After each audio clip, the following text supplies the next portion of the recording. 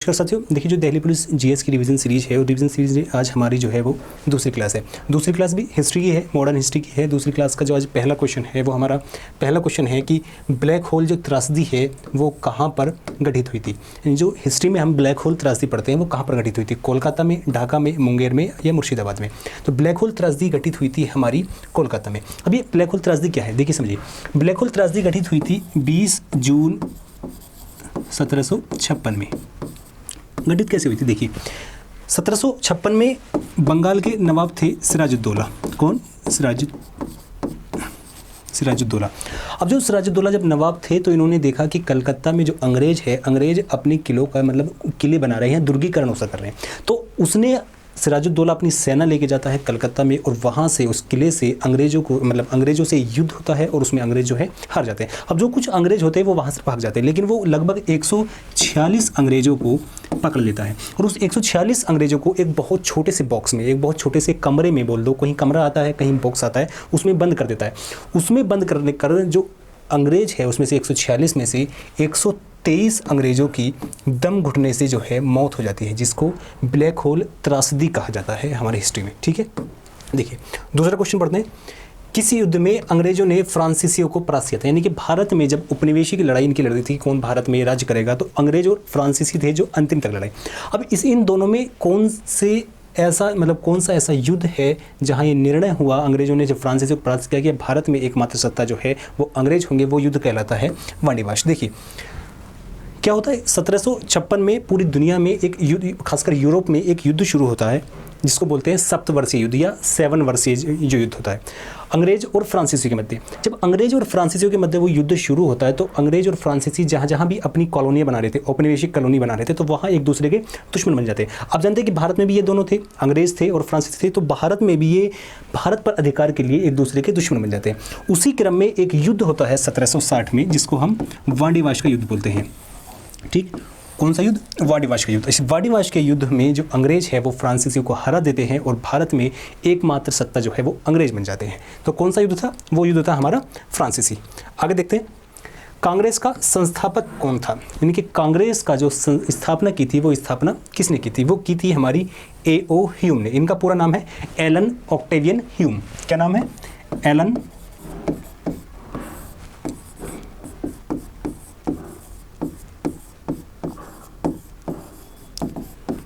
Octavian Hume. कब की थी इन्होंने स्थापना? इन्होंने स्थापना की थी 1885 में। अब देखिए भारत में एक दल की स्थापना, एक भारतीय लोगों के लिए दल की स्थापना कौन कर रहा है? एक अंग्रेज कर रहा है। तो इसी शंका के कारण इसको एक सिद्धांत के नाम से, जैसे लाला लाजपत राय ने एक सिद्धांत दिया था जिसको बोलते थे सुरक्षा वाल्व सिद्धांत। बताता हूँ वो क्या है। क्या दिया था? एक सिद्धांत दिया था सुरक्षा वाल्व सिद्धांत। अब ये सुरक्षा वाल्व सिद्धांत क्या है? सुरक्षा वाल्व सिद्धांत लाला लाजपत राय ने दिया था कि देखो अंग्रेज जो है कोई अपनी चाल चलकर, उनकी कोई ऐसी गलत मंशा है जिससे वो भारत में जो भारत के लोग हैं वो 1857 जैसी क्रांति के लिए दोबारा एकत्रित ना हो, उनमें उनका जो गुस्सा है उसको निकालने के लिए एक मंच उनको मिल जाए। इसी शंका से जो अंग्रेज है उन्होंने A.O. ह्यूम के द्वारा कांग्रेस की स्थापना कराई। ये कहा था सुरक्षा वाल्व सिद्धांत में लाला लाजपत राय ने। नेक्स्ट क्वेश्चन देखते हैं, कांग्रेस के पहले अधिवेशन में कितने लोगों ने भाग लिया था? कांग्रेस का जो पहला अधिवेशन हुआ था उसमें कितने लोग थे जिन्होंने भाग लिया था? जो 1885 में हुआ था, A.O. ह्यूम ने स्थापना की थी। कितने लोगों ने भाग लिया था? उसमें भाग लिया था 72 लोगों ने। देखिए जो कांग्रेस का जो पहला अधिवेशन था वो प्रस्तावित था कहाँ पर? पूना में।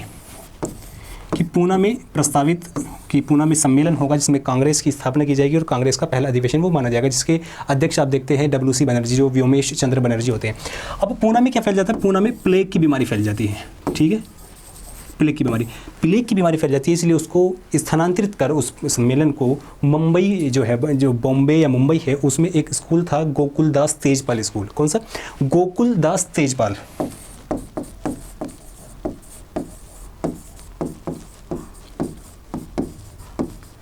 उस गोकुलदास तेजपाल स्कूल में उसका जो कांग्रेस था उसका पहला अधिवेशन होता है और उसमें 72 लोग भाग लेते हैं और उसके अध्यक्ष, पहले अधिवेशन के अध्यक्ष होते हैं व्योमेश चंद्र बनर्जी, दूसरे के दादा भाई नौरोजी, तीसरे के बदरुद्दीन तैयब जी और चौथे के जो अध्यक्ष होते हैं वो होते हैं प्रथम अंग्रेज, जिनको हम जॉर्ज यूले के नाम से जानते हैं। ठीक है, भारत छोड़ो आंदोलन किस महीने शुरू हुआ था? देखिए सब जानते हैं कि भारत छोड़ो आंदोलन 1942 में शुरू हुआ था। कब हुआ था? 1942 में। अब महीना कौन सा था? महीना था हमारा अगस्त। कौन सा? अगस्त। 8 अगस्त, अब तारीख भी यदि आप देखें तो 8 अगस्त 1942 को यह घोषणा होती है कि भारत छोड़ो आंदोलन शुरू होगा या भारत छोड़ो आंदोलन शुरू हो चुका है। तो 8 अगस्त 1942 को, अब यहीं पर कुछ तथ्य है वो देखिए जाए। 8 अगस्त 1942 को घोषणा होती है कि भारत छोड़ो आंदोलन की शुरुआत हो चुकी है। तो 8 अगस्त की रात को ही या 9 अगस्त में अंग्रेज सरकार जो है, जो ब्रिटिश गवर्नमेंट है, वो एक ऑपरेशन शुरू करती है। ऑपरेशन का नाम होता है ऑपरेशन जीरो आवर। क्या? ऑपरेशन जीरो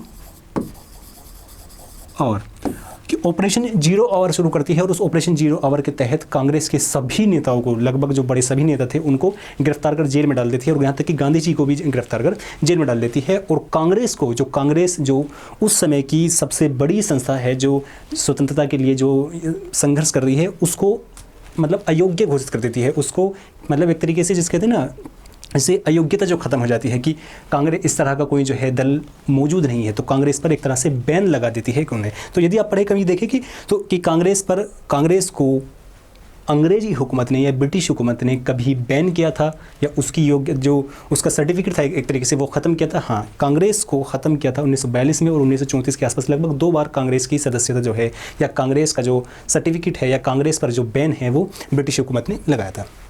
देखिए आगे देखते हैं। किस आंदोलन का नारा दिल्ली चलो था? कौन सा ऐसा आंदोलन था जिसका नारा दिल्ली चलो था?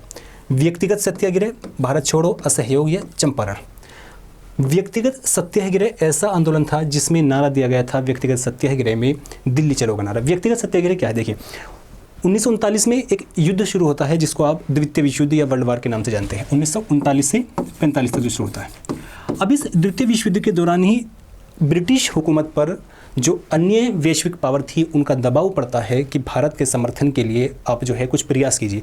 उसी प्रयास के क्रम में जो अंग्रेज हुकूमत है भारत में एक नई नई चीज़ें भेजती है। कभी अगस्त प्रस्ताव भेजती है, कभी क्रिप्स मिशन भेजती है, इस तरह की चीज़ें भेजती है। जो अगस्त प्रस्ताव आता है 1940 में, उस अगस्त प्रस्ताव के विफल होने के बाद, जब उस अगस्त प्रस्ताव से बातचीत उसमें कांग्रेस में और ब्रिटिश हुकूमत में बातचीत नहीं बनती है, तो उसी के फलस्वरूप जो गांधी जी है वो व्यक्तिगत सत्याग्रह शुरू करते हैं।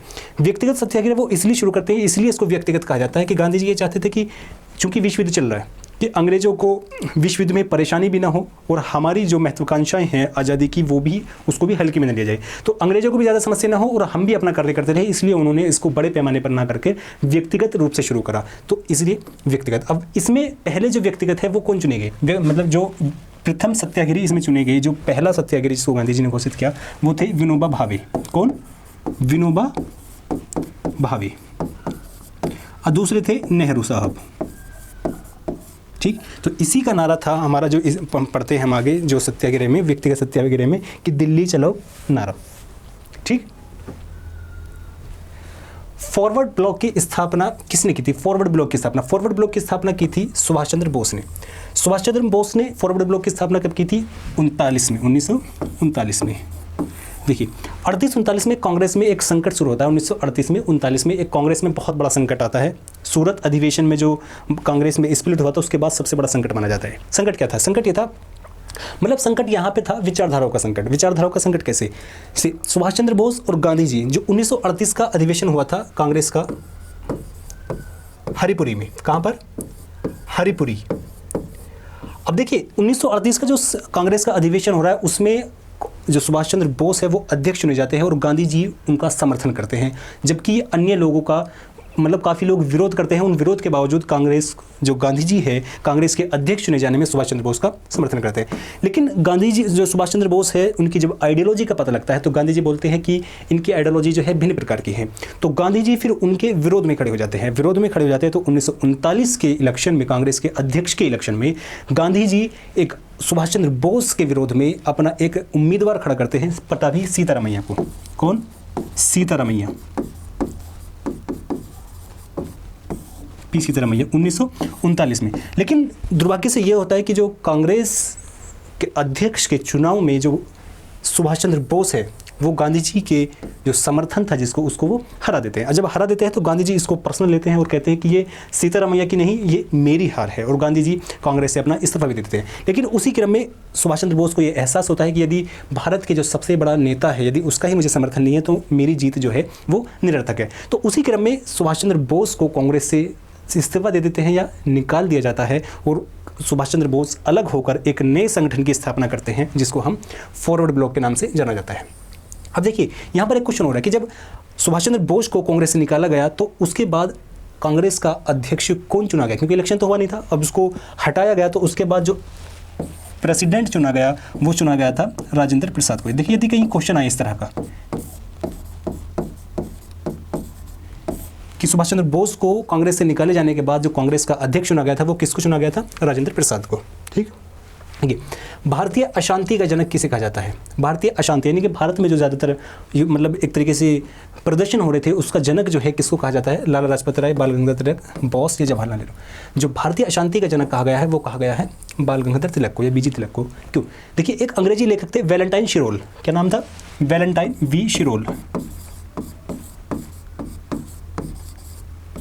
वैलेंटाइन शिरोल, तो इन्होंने एक पुस्तक लिखी थी भारतीय अशांति, कि भारत में जो प्रदर्शन हो रहे थे उस भारतीय अशांति में इन्होंने कहा था कि जो बाल गंगाधर तिलक है ये भारत में सबसे ज़्यादा उपद्रव कराते हैं, सबसे ज़्यादा अशांति के जो प्रतीक है भारत में वो बाल गंगाधर तिलक है। अब जब इन्होंने इसको कहा तो ये बाल गंगाधर तिलक उन पर मानहानि का मुकदमा कि ये मुझे बदनाम कर रहे हैं, इस तरह की चीज़ें कि मानहानि का मुकदमा करने जो है उन पर लंदन चले गए थे। तो किसको कहा जाता है भारतीय अशांति के जनक? बाल गंगाधर तिलक को। क्यों कहा जाता है? देखिए इन्होंने एक, जैसे आप गणपति महोत्सव देखते हैं वहाँ पर, गणपति बप्पा मौर्य जो आप सुनते हैं वहाँ पर मुंबई में, और शिवाजी महोत्सव, उन शिवाजी महोत्सव और गणपति महोत्सव की जो शुरुआत है वो किसने की थी? बाल गंगाधर तिलक ने की थी मुंबई में। किसने? बाल गंगाधर तिलक ने। किसकी? गणपति महोत्सव और शिवाजी महोत्सव की। तो इसलिए क्योंकि जो बाल गंगाधर तिलक थे उनका ये मानना था, और ये कहीं तक सही भी सत्य भी है, यदि लोगों को एकत्रित करना है, लोगों को इकट्ठा करना है, लोगों में कुछ ऐसी भावनाएं, एकता की भावना उत्पन्न करती है, तो उनकी दो नब्ज़ है, या तो उनकी धार्मिक नब्ज़ को पकड़ो या उनकी, अब जो पर्सनली मैं भी उसको ज़्यादा प्रेफर करता हूँ, या उनकी भाषाई नब्ज़ को पकड़ो। तो बाल गंगाधर तिलक ने वहाँ के लोगों की धार्मिक नब्ज़ को पकड़ा, शिवाजी महोत्सव शुरू करा और वहाँ शुरू करा उन्होंने गणपति महोत्सव, ताकि लोगों में को एकत्रित किया जा सके। जब लोगों को एकत्रित करते हैं तो हम अपनी बात कन्वे कर सकते हैं और लोगों को जो भारतीय स्वतंत्रता संग्राम था उसमें उनको भागीदारी बना सकते हैं। ठीक है, आगे देखते हैं। देखिए जो गांधी जी के प्रिय गीत था वैष्णव जन तो जने, पूरा नाम था कि वैष्णव जन तो जने, जो गांधी जी का प्रिय गीत था उसके रचयिता कौन है? उसके रचयिता थे नरसिंह मेहता। देखिए गीत किसने लिखा और किसका गीत है यहाँ पर हम पढ़ रहे हैं। देखिए जब कोई व्यक्ति सफल हो जाता है ना, जब कोई व्यक्ति बहुत बड़ी शख्सियत बन जाता है तो उसकी एक एक चीज़, वो क्या मूवमेंट ले रहा है, वो कहाँ किस चीज़ को किस तरह से देख रहा है, वो हर चीज़ मतलब उस देश के लिए रहने वाले के लिए या उसके फॉलोवर के लिए मायने हो जाती है। यही देखिए सिर्फ हम क्या पढ़ रहे हैं, गांधी जी के गीत के बारे में हम पढ़ रहे हैं कि वैष्णव जन तो जने के जो रचयिता है वो कौन है? कौन है? नरसिंह मेहता। गांधी जी ने सत्याग्रह की कला को अभ्यास के रूप में कहाँ सीखा? कि गांधी जी ने जो सत्याग्रह को सीखा या अगर सत्याग्रह के जो पहले प्रयोग किए वो कहाँ किए? वो किए थे दक्षिण अफ्रीका में। आगे देखते हैं। देखिए निम्न में से किसे भारतीय पुनर्जागरण का पिता माना जाता है? भारतीय पुनर्जागरण मतलब भारतीय रेनेसां, भारत में नई नई चीज़ों को लाना है, भारत में कुरीतियों को खत्म करना, इस तरह का जो नेता माना जाता है, जो पितामह माना जाता है, वो किसका माना जाता है? राजा राम मोहन राय को। इन्होंने बहुत सी ऐसी चीज़ें हैं जो भारत में जो कुरीतियाँ थी उनको ख़त्म करने में बहुत बड़ा योगदान जो है अपना दिया है। अब देखिए इनके बारे में कुछ ऐसे तथ्य हैं जो देखो हम देखते हैं। सबसे पहले है कि इन्हें जो राजा की उपाधि है, ये जो राजा की उपाधि है वो किसने दी थी? इन्हें राजा की उपाधि दी थी अकबर द्वितीय ने, जो मुगल शासक थे अकबर सेकंड, उन्होंने राजा की उपाधि दी थी। अब इन्होंने राजा राम मोहन राय ने क्या क्या काम किए या क्या ऐसे काम किए, उन कुछ कामों को देखते हैं ताकि हम जान सके क्या क्यों इन्हें भारतीय पुनर्जागरण का जो है पिता माना जाता है। देखिए सबसे प्रथम 1828 में इन्होंने ब्रह्म समाज की स्थापना की। ब्रह्म समाज में ये बोलते थे कि जो मूर्ति पूजा है,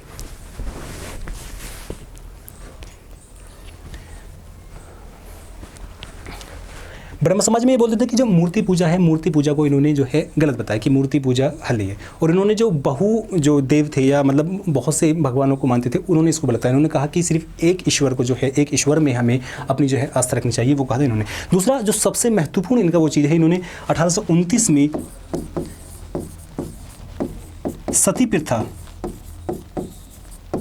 सती प्रथा को खत्म करने में बहुत बड़ा योगदान दिया। सती प्रथा आप सब जानते हैं कि जब पति की मृत्यु हो जाती थी तो पत्नी यदि जीवित है तो उस पत्नी को उस पति के साथ जिंदा जलना होता था, जिसको सती प्रथा कहा जाता था।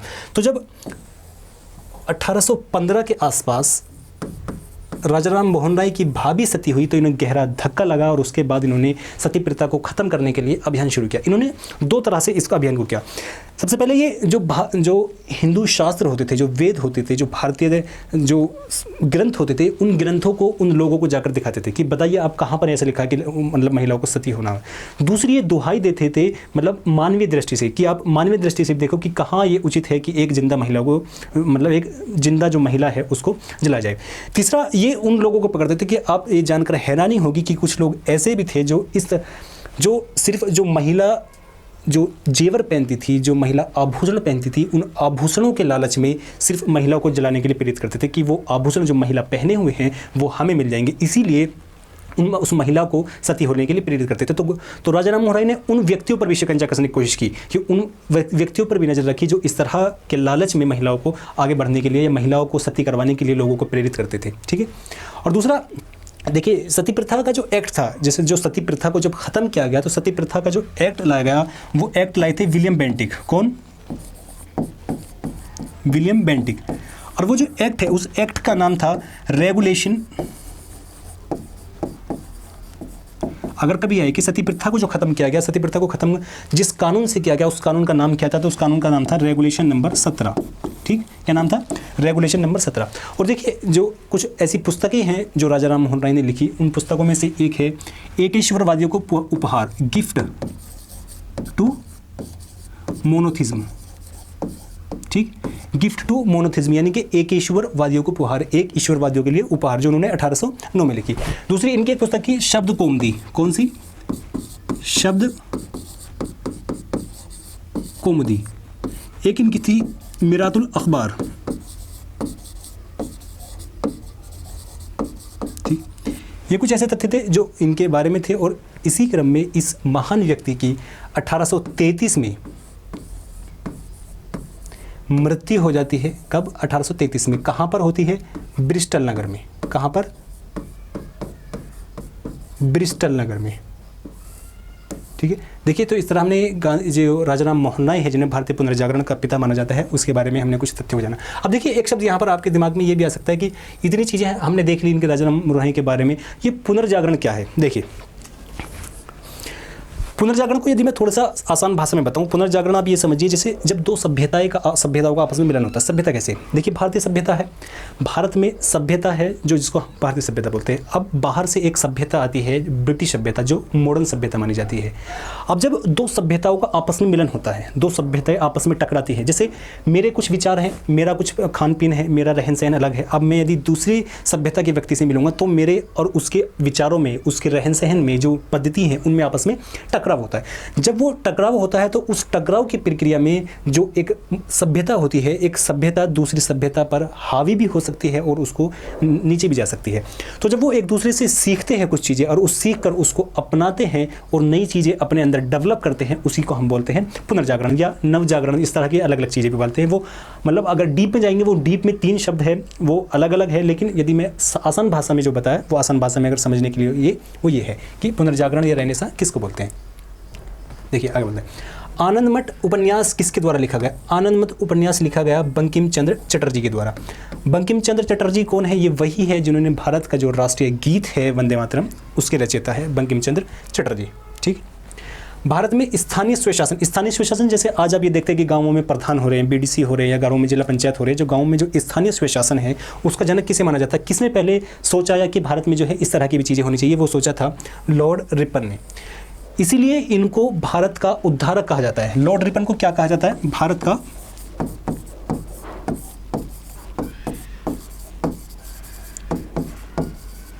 उद्धारक, यानी कि भारत का उद्धार करने वाला किसको कहा जाता है? लॉर्ड रिपन को। देखिए, नेक्स्ट देखते हैं। पिंडारियों का दमन किस युद्ध का कारण बना? इनके पिंडारी जो है उनका जो दमन हुआ वो किस युद्ध का कारण बना? प्रथम आंग्ल मराठा युद्ध, द्वितीय या तृतीय आंग्ल मराठा युद्ध? जो वो बना पिंडारियों का जो संबंध है वो संबंध है तीसरे आंग्ल मराठा युद्ध से। देखिए, ये पिंडारी जो थे, जैसे आपने एक मूवी देखी होगी वीर मूवी जो सलमान खान ने और मिथुन चक्रवर्ती ने जो रोल किया है वो पिंडारियों का क्या है? पिंडारियों के नेता थे चित्तू पांडे, करीम और वसील।